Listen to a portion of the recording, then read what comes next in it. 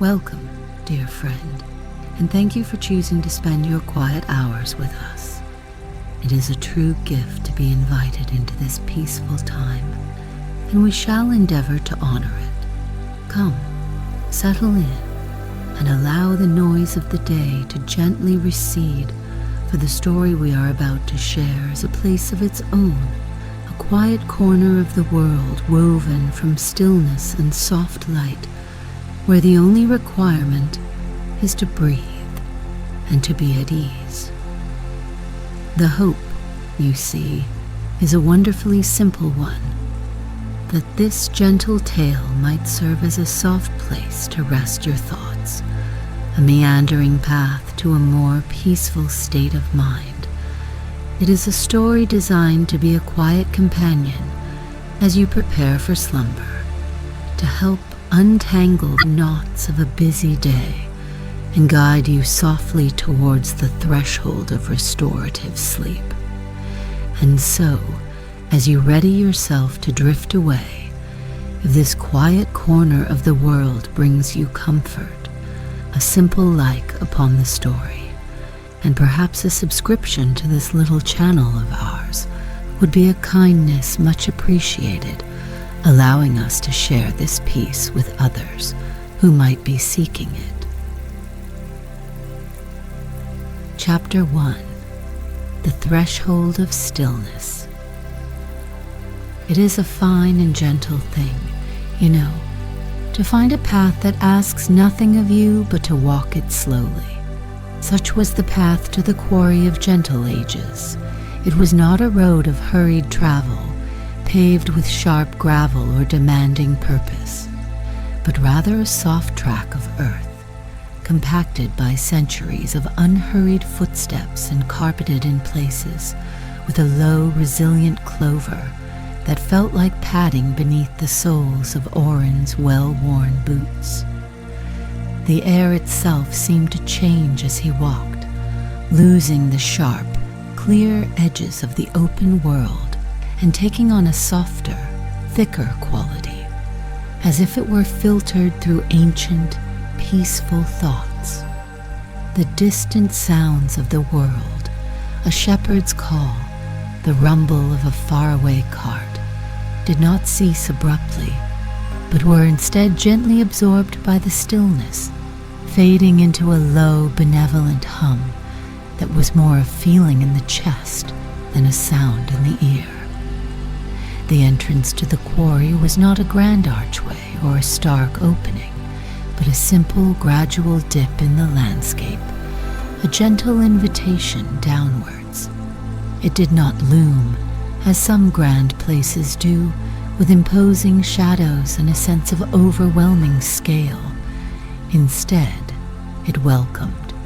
The first sight of it was one of soft, diffused light, for the sun was beginning its slow descent, and its rays caught the upper edges of the pale stone, painting them in hues of soft rose and the faintest apricot. The quarry was a shallow basin, a cupped hand held up to the sky, its sides sloping with a grace that spoke of nature's patient artistry rather than any harsh excavation.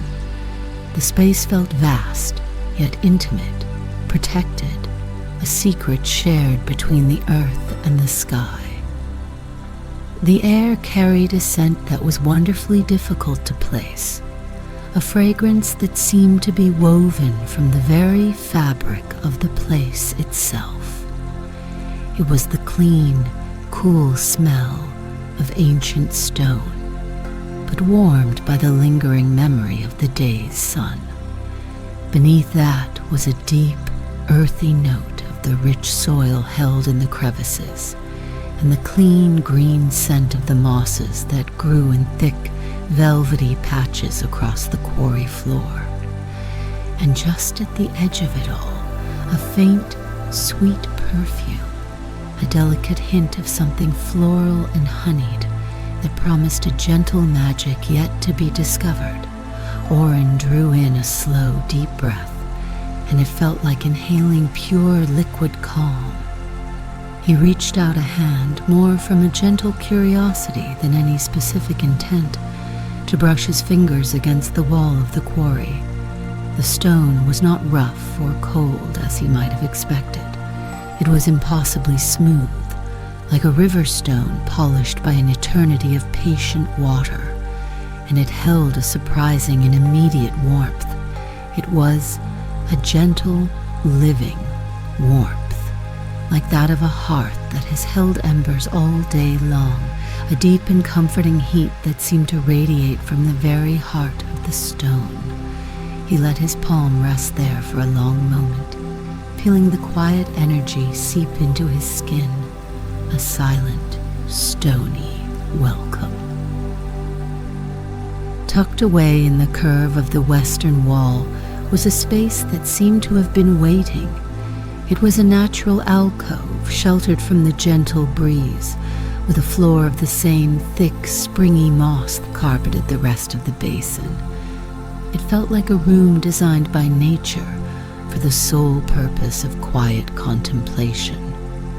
The stone at the back of the alcove radiated that same gentle warmth, creating a pocket of profound comfort and safety. It was here that Oren decided to rest, sinking down onto the soft moss with a sigh that seemed to release a tension he hadn't even known he was holding. He was not alone, though the discovery brought no startle, no jolt of surprise. A small, quiet figure was already settled in the alcove, tending to a tiny, smokeless fire that glowed with a soft orange light. It was Maris. She looked up as he approached, and her face, weathered by seasons of gentle sun and soft wind, broke into a quiet, welcoming smile that crinkled the corners of her kind eyes. There was no need for introductions, no space for awkward pleasantries in a place such as this. Her presence felt as natural and integral to the quarry as the stones themselves. She simply gestured with one hand towards a second earthenware cup that was resting on a flat stone near her small warm fire. Steam rose from it in a gentle curling ribbon, carrying the comforting scent of chamomile and sun-dried lavender into the still air. It was a simple, unspoken invitation, an offering of shared comfort that was more eloquent than any spoken welcome. Oren nodded his thanks, his heart feeling suddenly, wonderfully light, and took the cup in his hands, its warmth a perfect echo of the stone at his back. He settled himself on the moss, the warm cup cradled in his palms, and looked out across the quarry as the last of the sun's rosy light faded from the highest stones. A profound quiet settled over the world, broken only by the near silent whisper of the steam from his cup and the impossibly faint rhythmic hum that seemed to emanate from the very ground beneath him. It was then that he felt it, a slow unwinding in his shoulders, a loosening of a knot deep in his chest he had not known was there. The Quarry of Gentle Ages had begun its slow, kind work. Chapter 2. Tracing the Lines of Peace. The following days unfolded not in hours or by appointments, but by the slow, gentle arc of the sun across the pale blue canvas of the sky.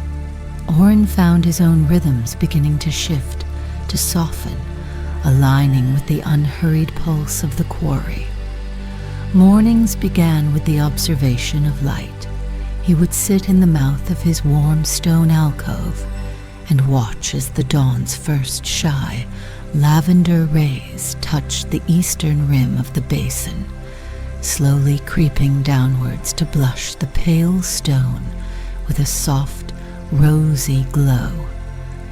The light here did not arrive with a sudden, sharp clarity, but seemed to seep into the world, gently waking the colors of the moss from a deep, tealy sleep into a brighter, more vibrant sage.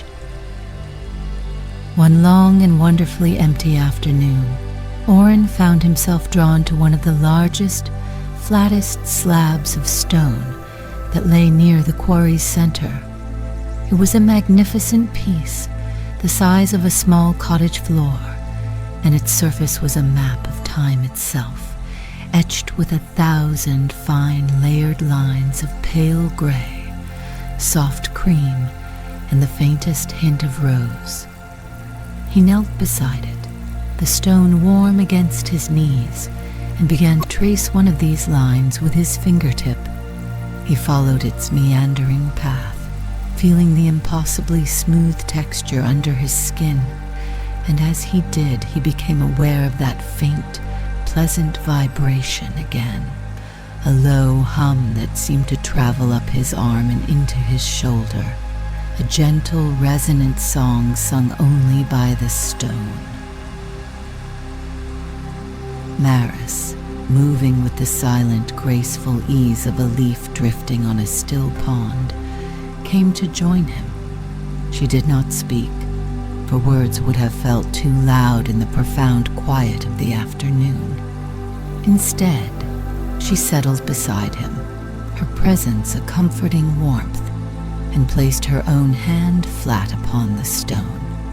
They sat that way for a time that had no measure, in a comfortable shared silence that was a conversation in itself, two quiet souls appreciating the simple, profound beauty of an ancient, sleeping stone. It was a companionship woven from stillness, a connection that needed no sound to be felt. After a while, she gently lifted her hand and beckoned him to follow her to a patch of particularly lush moss growing in a shaded fissure.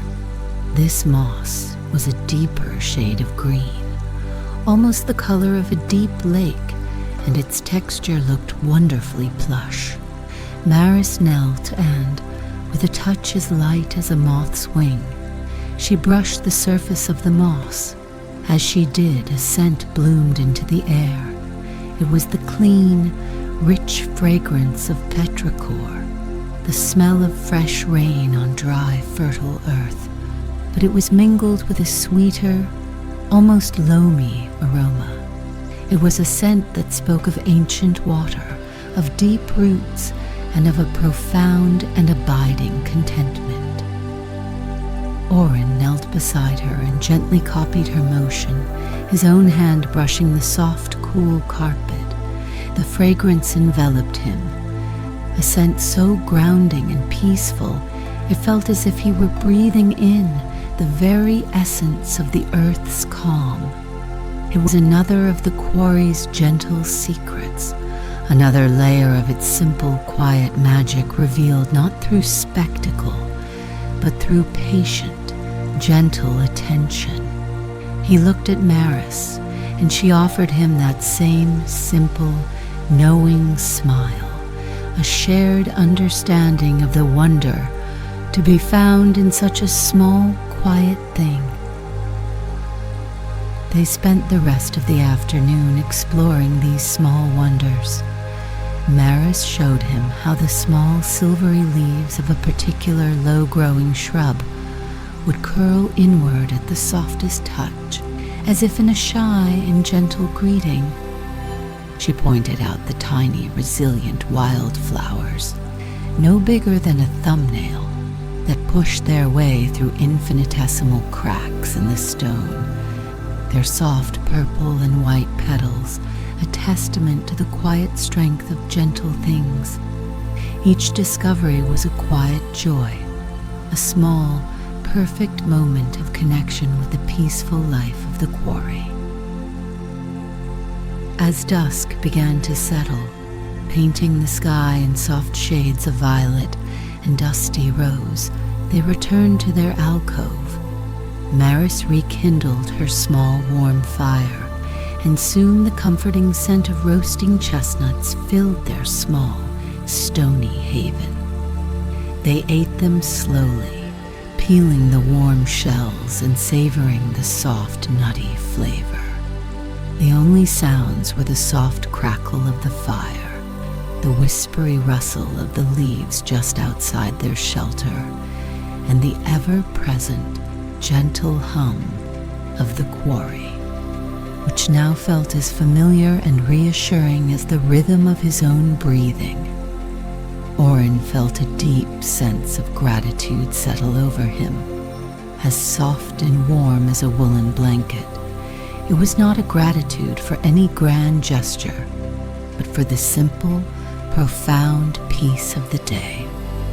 It was for the warmth of the sun-soaked stone, for the scent of the rain-kissed moss, for the shared, silent company of a kind soul. He felt the layers of his own past, the hurried maps and the restless seeking, gently dissolving into the warm, still air of the quarry, leaving behind only the simple, solid peace of the present moment. Chapter 3. The Hum of Ancient Warmth.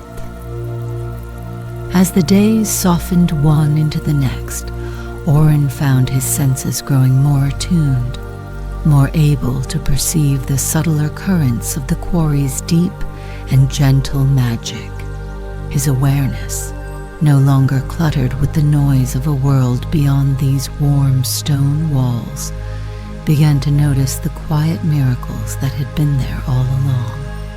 He had felt the hum of the stones before, as a faint vibration in his fingertips, but now he began to seek it out, to understand its calming influence not just with his mind, but with his entire being. He was drawn to the great central stones, the ones Maris had once silently indicated with a soft, reverent gaze. These, he now understood, were the chronostones, the very heart of the Slow Almanacs. One afternoon, when the sun was at its highest and warmest, he went to the largest of them. He laid himself down on the mossy ground beside it, resting his head on his arms and turning his cheek to the ancient, sun-warmed surface. At first there was only the comforting heat, a dry and pleasant warmth that soaked through his clothes. But as he quieted his breath and simply listened with his body, he felt it. It was a hum so low and resonant it was almost below the range of hearing, a deep, thrumming vibration that seemed to emanate from the very core of the massive stone. It was the sound of geological time, of eons' slow, peaceful existence, made tangible. He closed his eyes and let the sensation wash over him. The hum traveled from his cheek through the bones of his skull, down his spine, and into his limbs. It was a lulling frequency, a gentle, internal massage that seemed to coax every muscle into a state of deep and profound release. His breath, without any conscious effort, slowed and deepened, finding a new, unhurried rhythm that matched the ancient pulse of the stone. He felt as though he were floating on a slow, warm river of pure tranquility, the gentle current of the stone's memory carrying him to a place of utter stillness. It was in this state of deep calm that he first truly noticed the vespertine lumina. He had seen the small, bell-shaped flowers before, nestled in the stone crevices, their pearlescent petals closed tightly during the day. But as dusk began to bleed its soft purples and indigos into the sky, something wondrous happened. As if answering a silent call from the fading light, the petals of the lumina began to unfurl. From within each delicate bell, a soft internal light began to glow, a gentle, pearlescent luminescence that pulsed with a slow, steady beat, like a tiny, sleeping heart. The quarry slowly filled with their gentle, shifting light. Clusters of them cast serene, dancing patterns on the smooth stone walls, a silent ballet of soft glowing shapes. The air too was transformed, becoming thick with their delicate honeyed scent, a fragrance so sweet and calming it felt like a balm for the soul. Oren sat up, his body still thrumming with the stone's deep peace, and watched in quiet awe. It was a magic that did not command or astound, but simply unfolded with a gentle, natural grace, offering its beauty freely to the quiet twilight. Maris came to sit with him, carrying 2 warm blankets woven from soft, undyed wool. She wrapped one around his shoulders and the other around her own, and together they watched the silent light show. "They gather the daylight," she murmured, her voice as soft as the moss beneath them, the first words she had spoken to him in days. "And then they give it back to the night, so it does not feel so lonely." Her simple explanation was more beautiful than any complex lore, a piece of gentle wisdom that fit the place perfectly. They sat for a long while, bathed in the soft, pulsating glow of the lumina and the deep, resonant warmth of the chronostone behind them. The combination was one of profound peace. The deep hum of the stone grounded him, anchoring him to the ancient, steady earth, while the soft, ethereal light of the flowers seemed to lighten his spirit, lifting away any remaining shadows of worry or care. He felt held perfectly and completely in a cradle of gentle, natural magic. Later that evening, as he lay in his alcove ready for sleep, he could still feel the faint residual hum of the chronostone in his bones, a gentle, lulling rhythm that promised a deep and dreamless rest.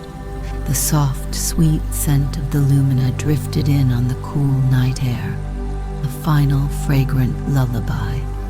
Oren closed his eyes, a feeling of immense peace settling in his heart. He was not just a visitor in the quarry anymore. He was becoming a part of its slow, quiet, and wonderfully magical song. Chapter 4. The Weight of Quiet. There came a day when Oren realized his thoughts had grown wonderfully thin. The constant quiet hum of internal chatter, the mapping of past regrets and the charting of future worries had simply faded. It had not been a conscious effort, no struggle for mindfulness, but a gentle, inevitable consequence of his immersion in the quarry's profound peace. His mind, it seemed, had finally learned the language of the stones, a language of deep, abiding stillness. It was replaced by a pure sensory awareness, a simple, joyful focus on the present moment in all its gentle detail. He no longer sought to understand the quarry, to chart its magical properties, or name its flora. He had let go of the need to know, and in its place had found the far greater gift of simply being.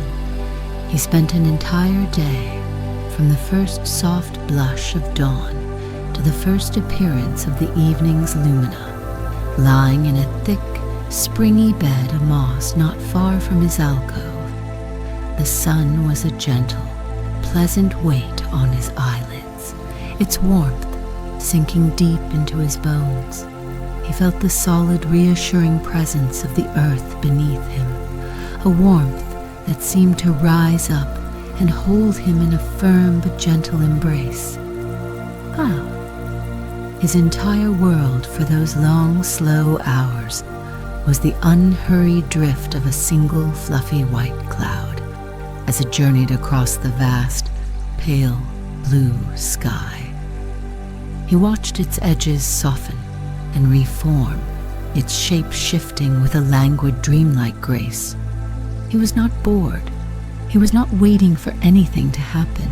He was utterly captivated by the simple, quiet majesty of the sky, his mind as clear and open as the expanse above him. The ever-present low hum of the chronostones was day's gentle soundtrack, a constant, soothing anchor that kept him tethered to his own peaceful center.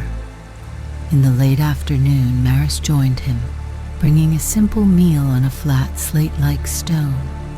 There was a small loaf of soft, dark bread, still faintly warm, a wedge of mild, creamy cheese, and a handful of sweet, sun-ripened berries. They ate in their customary, comfortable silence, sitting cross-legged on the moss. The only sounds were the soft tearing of the bread, the gentle rustle of the leaves on a nearby shrub, and the quiet contentment of two souls at peace.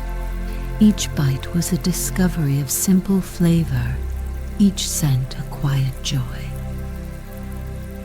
Later, as twilight began to draw its soft violet veil over the quarry, Oren found himself simply sitting, his back against a warm stone, his hands resting loosely in his lap. He watched Maris as she moved about, tending to her small glowing fire. Her movements were economical and full of a quiet grace, each action flowing seamlessly into the next. There was a deep peacefulness in just observing her, in seeing someone so perfectly in harmony with their surroundings. She was not imposing her will upon the quarry. She was simply another part of its gentle living ecosystem. She caught his eye and gave him a soft, warm smile. She then began to hum a simple, tuneless melody that was as soft and gentle as the light from the blossoming lumina. The tune had no beginning and no end. It simply was. It mingled with the deeper hum of the stones, creating a harmony of profound tranquility, a lullaby for the world as it settled into night. Oren felt his own body respond, a final deep wave of relaxation washing over him, his breath aligning with the soft cadence of her song. He realized that this was the weight of quiet he had read about in ancient texts, not a burden, but an anchor. It was the comforting pressure of a soft blanket, the gentle weight of a sleeping pet, the reassuring feeling of solid ground beneath one's feet. It was a quietude so deep and so profound that it had a tangible presence, a benevolent force that pressed all the frantic, flighty parts of the soul into a state of serene repose. His thoughts were no longer his own to manage. They belonged to the quiet now. Lying in his alcove later, cocooned in his warm woolen blanket, Oren felt a sense of wholeness he had not experienced in years. The day had been filled with nothing, and yet it had been perfectly full of warm sun and soft moss, and the taste of sweet berries, and the sight of a single slow-moving cloud. He did not think about tomorrow, nor did he dwell on yesterday.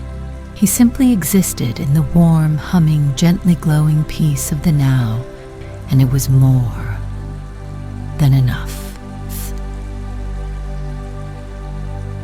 Chapter 5. An Almanac Carried Within. The morning of Oren's departure arrived not with any sense of finality or sadness, but with the same gentle grace as any other dawn in the Quarry of Gentle Ages. The light seeped into the basin in its slow, familiar way, turning the air a soft shade of rose and pearl. Oren awoke not to an alarm or a sense of urgency, but to the feeling of a deep and settled calm that had become his natural state. It felt as ancient and solid as the stones themselves, a foundation of peace built within him, one quiet moment at a time. He felt profoundly restored, as if some parched inner landscape had been blessed with a long, slow, and gentle rain. He rose and went through his morning rituals with the mindful, unhurried grace he had learned from Maris. He sipped his warm herbal tea, savoring the scent of the steam, the warmth of the cup, the gentle flavor on his tongue.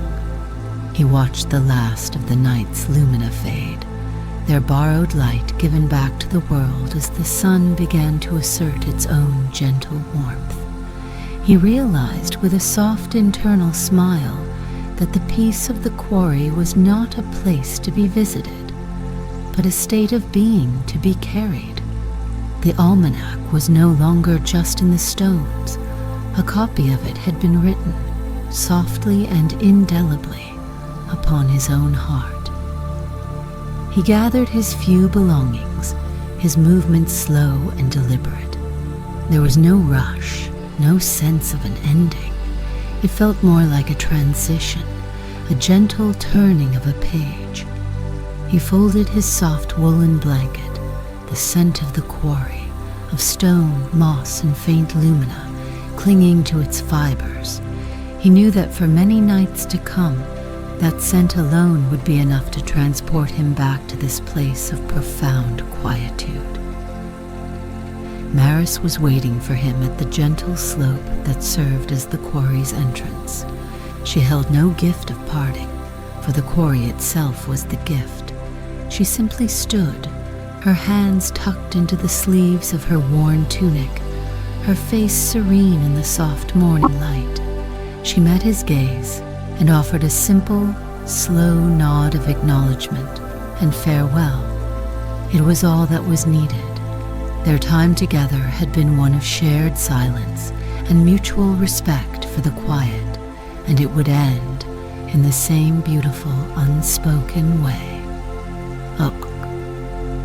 As he was about to turn and begin his slow journey back into the world, however, she stepped forward. She bent down, her movements as fluid as ever, and picked up a small, smooth stone from the path. It was a perfect stone, shaped like a flattened egg, a pale, creamy color with a single, faint, rosy line running through it. It was wonderfully warm from the morning sun. She placed it into his outstretched palm, her fingers brushing his for a brief, warm moment. The stone hummed, faintly but distinctly, a tiny, perfect echo of the great chronostones.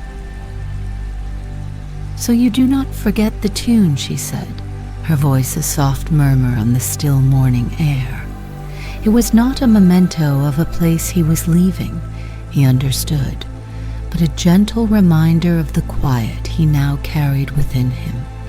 It was a tuning fork for his soul, a small, tangible piece of peace he could hold whenever the world became too loud, a way to recall the deep, resonant hum of his own inner stillness.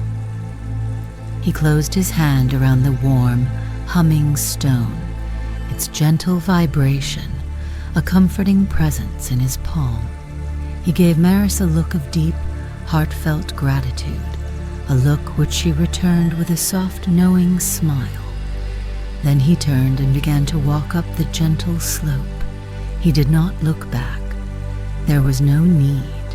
He could feel the warmth of the quarry at his back and the warmth of the small stone in his hand, and the even greater warmth of the profound, unshakable peace that now resided in his very core. The world awaited, but it no longer felt like a place of noise and haste. It was simply a place where he could now carry his own quiet, a portable sanctuary, an almanac of stillness written not on stone, but on a soul restored.